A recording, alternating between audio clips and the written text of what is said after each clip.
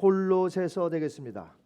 골로새서 2장 13절에서 15절 말씀,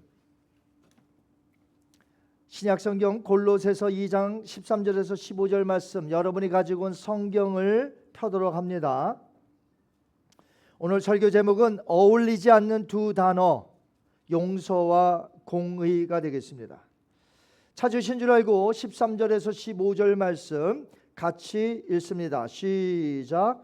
또 범죄와 육체의 무할례로 죽었던 너희를 하나님이 그와 함께 살리시고 우리의 모든 죄를 사하시고 우리를 거스리고 불리하게 하는 법조문으로 쓴 증서를 지우시고 제하여 버리사 십자가에 못 박으시고 통치자들과 권세들을 무력화하여 드러내어 구경거리로 삼으시고 십자가로 그들을 이기셨느니라. 아멘. 살아계신 하나님의 말씀입니다.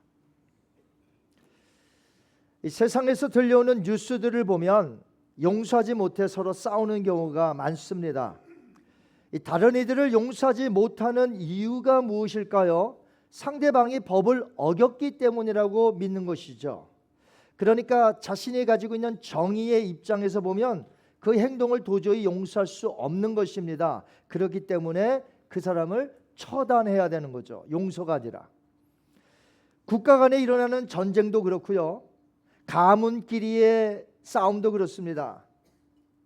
한편은 정의라고 그러고 저쪽은 법을 어겼다고 말하고 그래서 다투는 거죠. 개인끼리도 마찬가지입니다. 들어보면 한쪽이 정의예요. 한쪽은 잘못했어. 근데 저쪽은 또 반대죠. 저쪽이 법을 어겼고 나는 정의롭다고 말합니다. 그래서 용서가 없이 다투기만 하는 것이죠. 그런 것으로 보아서 사랑과 용서는 서로 어울리는 단어예요. 자, 어떤 것이 어울린다고 했습니까? 사랑과 용서. 그런데 두 단어가 어울릴 수 없는 단어가 있어요. 무엇입니까? 용서와 공의라는 단어예요. 이 용서와 공의라는 단어는 정말 어울릴 수 없는 것일까요? 이 세상에서는 어울릴 수 없을지 몰라요. 그러나 하나님에게는 이 두 단어가 어울린다는 것입니다. 오직 하나님만이 공의를 유지하면서 동시에 법을 어긴 죄인들을 용서해 줄 수 있다는 것이죠. 그 이유가 무엇인 줄 아십니까? 성경에서 가르치는 중요한 사상이 있는데 그걸 먼저 알 필요가 있습니다. 그것은 하나님은 거룩하신 분이세요. 공의로운 분이세요. 그런데 모든 인간은 하나님께 불순종합니다. 그러니까 영적으로 죽은 자가 되지요. 그렇다면 거룩하신 이와 함께 할 수가 없습니다. 거룩하신 자와 거룩하지 못한 자가 함께 할 수가 없기 때문에 성경은 하나님은 거룩하시고 우리는 전혀 거룩하지 못한 추한 죄악된 존재임을 가르치고 있습니다. 자, 한번 보겠습니다. 골로새서 2장 13절 말씀 시작. 또 범죄와 육체의 무할례로 죽었던 너희를. 자, 범죄로 인하여 사람들은 죽었습니다. 영적으로 죽었습니다. 하나님은 심판하셔야 되는 거예요. 왜냐하면 거룩하시기 때문에, 공의를 가지고 계신 분이기 때문에 죄인들을 심판할 수밖에 없죠. 그런데 그 공의로우신 하나님께서 죄인들을 용서할 수 있는 근거를 마련해 주셨다는 것입니다. 그것은 죄인을 위하여 죄인이 아닌 의로우신 한 분을 세우는 것입니다. 하나님의 아들을 보내셔서 죄인들을 대신하여 죽게 하심으로 하나님의 공의는 충족함을 누리게 되고, 그 다음에 사람들은 누구든지 그 예수님을 믿으면, 회개하고 돌아오면 용서해 준다는 것이죠. 우리 골로새서 2장 13절 한번 읽어보겠습니다. 시작. 또 범죄와 육체의 무할례로 죽었던 너희를 하나님이 그와 함께 살리시고 우리의 모든 죄를 사하시고. 아멘. 인류에게 쏟을 하나님의 그 진노, 무서운 그 심판, 이런 것들을 대신, 우리 대신 누가 짊어지셨나요? 십자가에 매달리신 하나님의 아들이 짊어지셨다는 거죠. 하나님의 진노와 하나님의 정죄의 심판이 아들에게 쏟아부어졌습니다. 그렇기 때문에 이제 예수님을 믿는 자들에게는 용서해 줄 수 있는 근거가 되었다는 거죠. 예수님은 죽으심으로 끝난 것이 아닙니다. 오늘 본문의 말씀에도 보면 십자가로 이기셨느니라. 한번 따라 하실까요? 십자가로 이기셨느니라. 예수님은 죽으심으로 끝난 게 아닙니다. 일단 죽으심으로 속죄 사역은 이루었으나 이제는 사망 권세, 그 권세를 깨트려야 되는데 바로 부활하심으로 다시는 죽지 아니할 영화로운 모습으로 부활하셨기 때문에 그를 믿는 자들에게는 이제 용서와 eternal life, 영생을 선물로 주셨다는 것이에요. 그것이 성경에서 말합니다. 하나님의 사랑이라고 말하는 거예요. 요한복음 3장 16절 너무나 유명하죠. John chapter 3:16 한번 우리 읽어보겠습니다. 시작. 하나님이 세상을 이처럼 사랑하사 독생자를 주셨으니 이는 그를 믿는 자마다 멸망하지 않고 영생을 얻게 하려 하심이라. 아멘. 저 말씀 믿으시나요? 아멘. 한번 크게 해보시죠. 이것이 바로 기독교의 핵심이라는 것입니다. 사랑의 메시지. 하나님이 우리를 얼마나 사랑하셨으면 그 아들 독생자까지 희생시키시면서 우리를 사랑하셔서 구원하셨겠습니까? 이 사랑의 메시지는 너무너무 커요. 그래서 이 세상에 있는 어떤 사랑의 그 헌신과 희생을 비교할 수가 없어요. 표현할 수가 없어요. 하나님의 사랑을. 근데 남들을 위한 희생의 사랑에 대해서 이야기하려면 9/11 그 테러 때 소방관 이야기들을 우리가 안 할 수가 없습니다. 2001년도죠. 9월 11일 오전 저는 TV로 그것을 봤어요. 하나가 지금 비행기가 그 건물을 쳐서 지금 불이 나고 있는데 갑자기 제가 보고 있는데 또 하나가 날아와서 다른 빌딩을 치는 겁니다. 야, 그 사건을 보고 있노라 하는데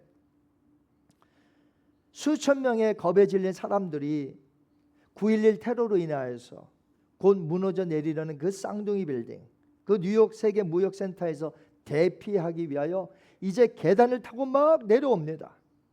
그런데 그들 앞에 놀라운 광경이 하나 펼쳐집니다. 뉴욕 소방대원들인데 인간 민물처럼 그들을 지나쳐 쏜살같이 올라가는 것이에요. 자기들은 지금 살겠노라고 황급하게 내려가고 있는데 이 사람들은 불을 끄고 거기 있는 사람들을 구조하겠노라고 지금 올라가고 있는 것이에요. 그들 중 대부분은 그 불타는 빌딩 안에서 죽었습니다. 소방대원들은 죽어가는 자들을 구조하기 위하여 계단을 타고 지옥불 속으로 올라간 것이에요. 사람들은 눈앞에 펼쳐지는 그 장면을 숨이 멎을 듯한 위대한 희생에 갈채를 보냅니다. 박수를 보냈죠. 사람들은 저마다 살려고 빠져나가는데 그들은 안에서 구조를 기다리는 자들을 살리려고 그 불구덩이 안으로 들어갔으니 말이죠. 소방관들의 희생과 사랑은 정말 큽니다. 근데 예수님을 생각해 보시기 바랍니다. 예수님도 소방관들처럼 직접 불타는 황폐함 속으로 앞장서서 돌격하여 멸망하는 인류를 대속하려고 자신을 십자가 위에서 내던져 희생하신 분 아니십니까? 그러나 비교해 볼 때에 9.11 사건의 소방대원들조차 그들은 자신의 사명감으로 물론 희생의 사랑이 있었지만 사명감에 의해서 갔습니다. 그 죽어가는 사람들과의 자신들과의 관계는 없어요. 그러나 하나님의 아들인 경우는 어떻습니까? 하나님이 내리신 결정에는 어떻습니까? 저들이 누구예요? 하나님을 배역하고 하나님을 반역하고 하나님을 어게인스트하는 악한 자들을 위하여 아들을 보내셨다는 것이에요. 바울은 모든 인류의 죄인들의 마음이 얼마나 악한지 이렇게 표현했습니다. 한번 볼까요? 로마서 1장 21절과 28절 두 절을 읽겠습니다. 시작. 하나님을 알되 하나님을 영화롭게도 아니하고 감사하지도 아니하고 그 다음에요 또한 그들이 마음에 하나님 두기를 싫어하며 악한 죄인들이 다 이런 상태예요. 하나님을 멀리하고 하나님을 배반하고 하나님을 두기에 싫어해요. 마음에 하나님을 늘 어게인스트합니다. 그런데 독생자 아들을 내어주셨다는 거예요. 그 악한 자들을 위해서. 그러니까 소방관들이 책임감을 가지고 불을 끄러 빌딩 안으로 들어간 것도 희생적인 사랑이지만 그것과는 차원이 다른 이야기라는 것입니다. 그래서 하나님께 받는 죄 용서함의 은총은 이 세상에서 그 무엇보다도 소중하고 중요하다는 것입니다. 여러분, 모든 사람에게 지금 필요한 것은요, 돈이 아니에요. 물질이 아닙니다. 명예도 아닙니다. 건강도 아닙니다. 왠지 아세요? 이런 것들은 일시적으로 있다가 사라지는 것들이에요. 저는 건강에 자신 있다는 분 몇 분을 보았습니다. 얼마나 건강한지. 그런데 하루 사이에 건강이 잃어버리더라고요. 건강을 확신할 것도 못 되고 건강을 자랑할 것도 못 되고 건강은 일시적인 거예요. 우리의 삶 일시적인 겁니다. 명예, 그것이 언제 바닥으로 떨어질지 알 수 없어요. 내게 있는 물질, 이것이 언제 날개를 타고 내 앞에서 사라질지 알 수가 없어요. 이런 것들은 일시적인 것들입니다. 그러므로 이런 것들에 우리가 목숨을 걸 이유가 없는 것이에요. 우리가 지금 중요한 것은 무엇이냐면 영원을 사모해야 되는데 영생을 얻기 위해서는 하나님께로부터 내 자신이 죄 용서함을 받는 것이 무엇보다 급선무고 가장 중요하다는 것이죠. 여러분, 하나님께로부터 죄 용서함을 받았나요? 죄 용서함을 받아야 돼요. 이것이 가장 급선무예요. 사람은 언젠가 죽습니다. 근데 여러분 생각에는 언제 죽을 것 같아요? 아직 한참 남았잖아요. 그렇게 생각하잖아요. 그런데 다윗은 말하기를 사망과 나는 한 걸음 사이이니이다. 한 걸음 내디디면 그냥 낭떠러진 거예요. 사망은 그렇게 우리에게 붙어 있어요.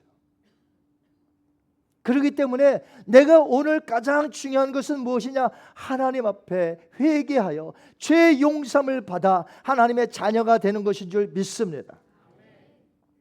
인간은 누구든지 태어나면 죄가 있어요. 아니, 엄밀히 말하면 태어나서 죄를 짐으로 죄인이 아니라 먼저 죄인으로 태어나는 것뿐이에요.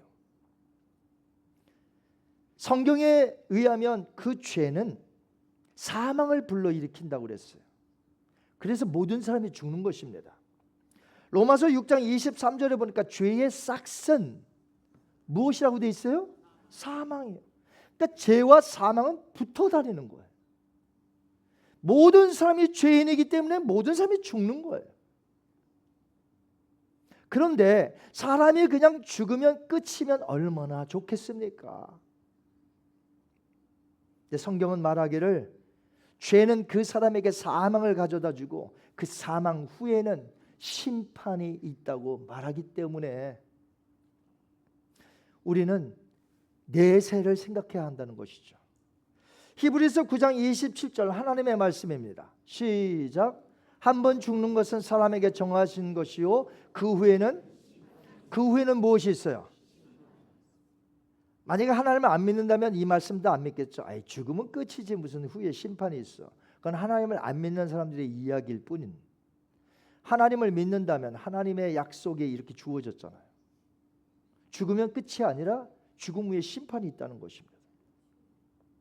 사망 후에 죄에 대한 형벌이 있는데 그 형벌이 무엇이에요? 영원한 지옥불, 다른 말로 불못, 그곳에 던져진다는 것이죠. 계시록 20장 13절과 15절 한번 읽겠습니다. 시작. 각 사람이 자기의 행위대로 심판을 받고 누구든지 생명책에 기록되지 못한 자는 불못에 던져지더라. 아멘. 불못에 한번 들어가면 빠져나올 수가 없습니다. 여기 이 시간에 불못, 지옥에 가고 싶은 분 계신가요? 단 한 사람도 없을 줄 압니다. 그렇다면 어떻게 하면 안 가게 되죠? 사망 후에 지옥으로 가지 않는 유일한 길, 이 세상에서 내가 숨 쉬고 있는 지금 내가 숨을 쉬고 있죠. 지금 하나님이 보내신 그의 아들 예수 그리스도를 영접하고 내 죄를 회개하고 그러면 하나님이 죄 사함을 해주며 우리가 영생을 얻는다는 것입니다. 로마서 6장 23절 말씀 하나님의 말씀입니다. 시작. 죄의 삭은 사망이요 하나님의 은사는 그리스도 예수 우리 주 안에 있는 영생이 어디서부터 와요? 예수 그리스도 안에서 그분을 믿을 때 온다는 것입니다. 그리스도로 인하여서 내가 죄 용서함을 받으면 하나님의 자녀가 되는 축복을 받을 줄 믿습니다. 영생을 얻는 자로 이 세상을 살다가 때가 되면 우리가 죽게 되겠죠. 그 두려움을 우린 죽음을 두려워하지 않습니다. 왠지 아세요? 우린 더 이상 지옥으로 가지 않기 때문에 하나님에 계시는 천국으로 가기 때문인 줄 믿습니다. 이렇게 중요한 용서의 진리를 가르쳐주는 종교가 없어요. 다른 데서는. 다른 종교에서는 무엇을 가르치냐면 전부 인간이 스스로 도를 닦아야 돼. 고행을 해야 돼. 선행을 해야 돼. 내가 계명의 법을 지켜야 구원에 이를 수 있다고 모든 종교에서 말합니다. 그러나 인간은 그렇게 한다고 용서받을 수가 없어요. 하나님은 용서의 근거를 거기에 두지 않았기 때문에 그렇습니다. 오직 성경에서만 용서의 방편을 가르치고 있습니다. 하나님께서 친히 인간이 되셨어요. 죄인들을 위하여 저와 여러분을 위하여 대신 십자가에서 죽으셨습니다. 하나님은 그것을 공의의 만족으로 보신 거예요. 예수 그리스도가 공의의 만족인 거예요. 그래서 예수님을 하나님이 보내신 유일한 구세주로 믿을 때 그 죄인은 비로소 용서함을 받고 하나님과 화목한 릴레이션십을 갖게 됩니다. 믿는 자들에게 용서함 우리가 받았죠? 절대로 그 용서를 취소하거나 도로 무르지 않으십니다. 아멘. 그런데 아직도 하나님께로부터 죄사함을 받아놓고도 아직도 두려워하는 자들이 있어요. 내가 용서함을 받은 것인지 아닌지. 그런 사람들이 있어요. 구약에 보면 요셉과 그 형제들의 이야기에서 그런 내용이 나옵니다. 형제들이 요셉을 이집트에 팔지 않았습니까? 노예로 팔았어요. 근데 요셉은 하나님의 섭리 가운데 총리 대신이 됩니다. 이집트의 2인자가 된다는 거죠. 하나님의 뜻을 알기 때문에 요셉은 그 형제들을 다 용서해 줬습니다. 말끔히 다 100%. 비록 고난은 있었지만 요셉이 여기 와서 총리 대신이 된 걸 보니까 아, 하나님이 우리 형들을 통하여 나를 보내셨구나. 그것을 생각하니까 형들이 미워움이 없어요. 다 용서해 줬어요. 나 문제가 생겼습니다. 아버지 야곱이 죽자 형제들이 이제 큰일 난 거예요. 마음이 다시 두렵습니다. 왜냐하면 자신들을 용서해 준 것은 아버지 야곱이 살아있기 때문에 자신을 용서해 준 거지, 아버지가 죽었으니 이제 큰일 났다 생각한 거죠. 형제들이 요셉을 찾아옵니다. 요셉에게 말합니다. 요셉, 아버지가 돌아가시기 전에 우리한테 이렇게 말씀을 하셨어요. 내가 죽거든 너희는 요셉에게 찾아가서 아버지가 살아생전 요셉이 형제들을 용서한 것을 끝까지 용서하라고 이렇게 말씀하셨습니다 라고 총리 대신인 요셉에게, 형제에게 이제 말한 거예요. 요셉이 그 말을 들으니까 너무나 마음이 아팠습니다. 자기의 마음을 이렇게 몰라주다니. 나는 다 용서했는데 또 용서해 달라는 거예요. 그 일로 무릎을 꿇고 애원하며 눈물을 짓는 형제들을 보면서 안타까웠던 그 모습이 우리 아버지의 모습 아닐까요? 여러분이 예수 그리스도를 믿는 그 순간 회개하고 돌아왔을 때 하나님은 다 용서해 주셨습니다. 100%다 용서해 주셨어요. 그런데 아직도 확신이 없어. 아직도 죄 때문에 두려워. 여러분, 하나님으로부터 완전히 죄 사함을 받은 줄 믿으시기 바랍니다. 이미 우리를 향해서 하나님의 공의는 만족되었어요. 하나님의 공의가 조금이라도 남았다면 우리는 죄사함이 없죠. 그러나 예수 그리스도가 대신 죽으셨고 우리를 위해서, 우리는 그 예수 그리스도를 믿으니 하나님의 공의가 100% 만족이 되었고 우리를 완전히 100% 용서해 주셨다는 것이에요. 영생을 얻었다는 것이에요. 우리가, 여러분 믿으십니까? 바울이 14절에 오늘 무엇이라고 했습니까? 골로새서 2장 14절 한번 보겠습니다. 시작. 우리를 거스리고 불리하게 하는 법조문으로 쓴 증서를 지우시고 제하여 버리사 십자가에 못 박으시고. 완전히 끝났다는 거예요. 완전히 끝났다. 하나님은 그동안 인간을 정죄하고 고소하던 율법의 조항들을 무효화시켰습니다. 인간을 억압하는 율법을 영원히 제거해 버리셨습니다. 그렇게 하기 위하여 하나님은 율법 외에 한 법을 세우신 것 아니겠습니까? 그 법으로 인간을 구원하시고자 계획하셨고 성취하신 것이죠. 그 법이 바로 아들이 오심으로 대속의 죽음을 당하신 십자가의 법이라는 것입니다. 한번 따라 하실까요? 십자가의 법. 십자가의 법으로 완전히 우리의 모든 죄악된 것을 완전히 끝내셨다는 것입니다. 십자가 위에서 하나님의 공의는 충족되었고 믿는 자들의 죄와 허물은 완전히 용서함을 받게 된 것이죠. 누구든지 예수님을 구주와 왕으로 믿는다면 말이죠. 바울은 로마서에서 이렇게 확실히 가르쳤습니다. 로마서 8장 1절과 2절 한번 우리 확신을 가지고 이 말씀을 읽었으면 해요. 하나님의 말씀입니다. 시작. 그러므로 이제 그리스도 예수 안에 있는 자에게는 결코 정죄함이 없나니 이는 그리스도 예수 안에 있는 생명의 성령의 법이 죄와 사망의 법에서 너를 해방하였음이라. 아멘. 우리는 자유함을 얻은 자예요. 하나님의 사랑과 하나님의 그 공의 속에 예수 그리스도를 통해 우리는 자유함을 얻었다는 것이에요. 물론 우리가 살다가 보면 조금 부족한 것이 있어요. 실수도 있고 죄도 짓습니다.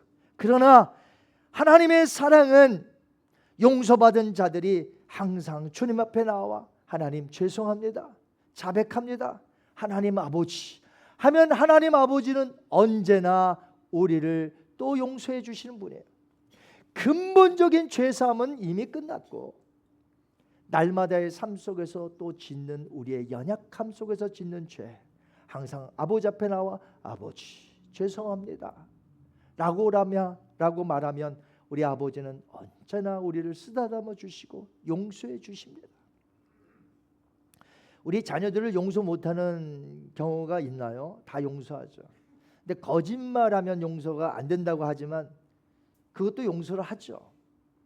그러나 언제나 거짓말하지 않고 아버지 제가 저거 깨트렸어요. 이게 얼마짜리인데 그래도 또 용서하죠. 왜? 자녀니까. 하나님 자기 자녀인데 용서가 안 되겠어요? 우리는 이미 하나님의 자녀가 되었음을 믿으시기 바랍니다. 하나님의 자녀가 이미 되었다면 우리가 또 실수하여 짓는 범죄들 또 하나님 앞에 나아가 죄송하다고 하면 또 용서해 주시고 우리는 또 그 죄를 이제 범하지 않으려고 애써야 되겠죠. 이미 구원받은 자로서 우리는 자유함을 누리고 살아가고 있다는 것이죠. 오늘 말씀을 맺습니다.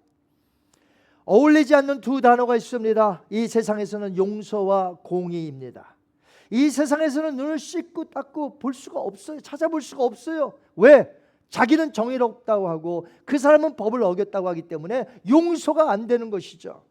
그러나 이 두 단어 용서와 공의는 하나님께는 가능하다고 오늘 배웠습니다. 나 같은 죄인이 용서함 받아서 주 앞에 옳다함 얻음은 확실히 믿기는 어린 양 예수의 그 피로 속죄함 얻었네. 아멘. 나 같은 죄인이 용서함 받아서 주 앞에 옳다함 얻음은 확실히 믿기는 어린 양 예수의 그 피로 속죄함 얻었네. 그분의 공의가 충족된 이 십자가의 법, 우리의 모든 죄를 다시는 들추어내지 아니하시고 우리를 사하셨다고 약속하셨습니다. 이사야서 38장 17절 이 말씀을 확신 가운데 오늘 읽으시기 바랍니다. 시작. 주께서 내 영혼을 사랑하사 멸망의 구덩이에서 건지셨고 내 모든 죄를 주의 등 뒤에 던지셨나이다. 여기서 만약에 다시 한번 보여주시겠어요? 자, 여기 보면 내 모든 죄를 한 목사 등 뒤에 던졌다 그러면 제 등은 어디 있죠? 앞은 여기 있는데 등은 여기 있네. 이렇게 가까워. 그런데 하나님의 등은 어딜까요? 하나님의 앞은 어디고 하나님의 등은 어딜까요? 상상해 보셨어요? 내 죄를 그렇게 하신다는 거예요. 자, 이제 시편 103편 한번 읽어보겠습니다. 12절도 확신 가운데 읽어보겠습니다. 시작. 동이 서에서 먼 것 같이 우리의 죄가를 우리에게서 멀리 옮기셨으며 아멘. 나의 죄, 우리의 죄, 동이 서에서 먼 것 같이 하나님의 등 뒤로 던지셨나이다. 이런 확신을 가지고 자유함을 누리며 그리스도 안에서 행복과 자유와 평화와 기쁨과 축복 속에 하나님의 일을 하며 오늘도 천국 백성으로서 살아가는 것 아니겠습니까? 예수님을 믿으면서도 확신 없이 내가 죄의 용서를 받았는지 안 받았는지 오늘도 헷갈려하며 힘들어하는 자, 거기서 무슨 헌신이 나오고 거기에서 무슨 기쁨이 나오고 거기에서 무슨 평화가 나오겠습니까? 100% 확신 가지세요. 왜? 성경 말씀은 100% 하나님의 약속이시기 때문에 그렇습니다. 오늘 자유와 기쁨 속에 내가 예수님을 믿었기 때문에, 예수님께 내가 고백했기 때문에, 죄인임을 고백했잖아요. 그렇기 때문에 이제는 용서함 받고 살아가는 하나님의 자녀로서 살아갑니다. 자, 이제부터 우리가 어떻게 살아야 되겠어요? 한번 따라하십니다. 다른 이들을 용서하며 사랑하며 살자. 내가 용서함 받았잖아요. 다른 이들을 용서해 주세요. 다른 이들 품어주세요. 사랑해 주시기 바랍니다. 그래서 하나님의 말씀대로 천국 백성으로 이 세상을 힘있게 기쁨과 자유와 해방을 누리며 선교하고 전도하고 예배하며 봉사하며 헌신하는 저와 여러분이 되시기를 주님의 이름으로 축원합니다. 눈을 감겠습니다.